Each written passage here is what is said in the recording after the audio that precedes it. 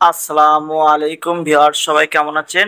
আজ আপনাদের সামনে হাজির হয়েছি এসকে ফার্মা লিমিটেডের একটি ঔষধ কার্ডোভিস 2.5 ট্যাবলেটের রিভিউ নিয়ে। কার্ডোভিস 2.5 এর জেনেটিক নেম বিসোপ্রোল। ভিউয়ার্স, ওষুধটি কি কি রোগের কাজ করে, খাওয়ার সঠিক নিয়ম কি, পার্শ্ব প্রতিক্রিয়া কি, গর্ভাবস্থায় খাওয়া যাবে কিনা, স্তনদানকারী মায়েরা খেতে পারবে কিনা, এ টু জেড বিষয় নিয়ে আলোচনা করব। অবশ্যই ফুল ভিডিওটি দেখবেন এবং লাইভ কমেন্ট এবং শেয়ার করবেন। চলুন শুরু করি।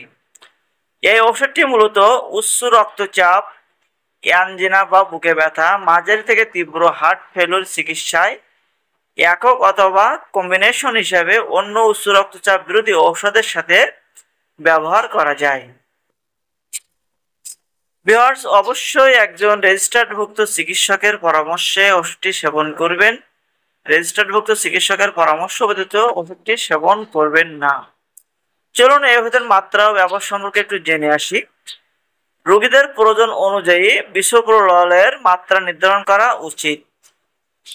প্রাথমিকভাবে 5 মিলিগ্রাম করে দিনে একবার, কিছু কিছু রোগীর ক্ষেত্রে 2.5 মিলিগ্রাম বা 2.5 মিলিগ্রাম প্রাথমিক মাত্রায় হতে পারে। যদি 5 মিলিগ্রাম দিয়ে রক্তচাপ নিয়ন্ত্রণ করা না যায়, তবে সেবন মাত্রা বৃদ্ধি করে 10 মিলিগ্রাম, তারপর প্রয়োজন হলে দিনে সর্বোচ্চ 20 মিলিগ্রাম পর্যন্ত দেওয়া যেতে পারে। এবং তীব্র হার্ট ফেলিওর রোগীদের ক্ষেত্রে 1.25 মিলিগ্রাম দিয়ে শুরু করতে হবে, অবশ্যই একজন রেজিস্টার্ডভুক্ত চিকিৎসকের পরামর্শে।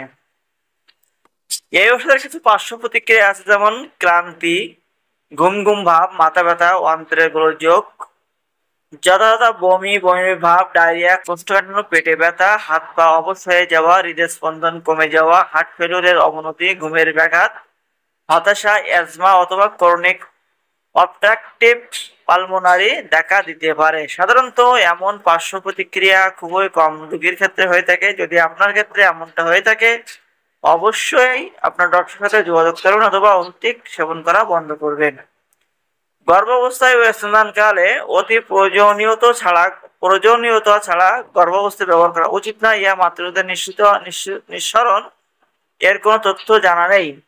অতএব ইহা ব্যবহারের সময় দুধদান থেকে বিরত থাকতে হবে। এবং 2025 সালে প্রতি বীজের দাম 7 টাকা।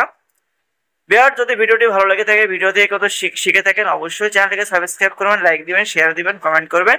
সকলকে অসংখ্য ধন্যবাদ।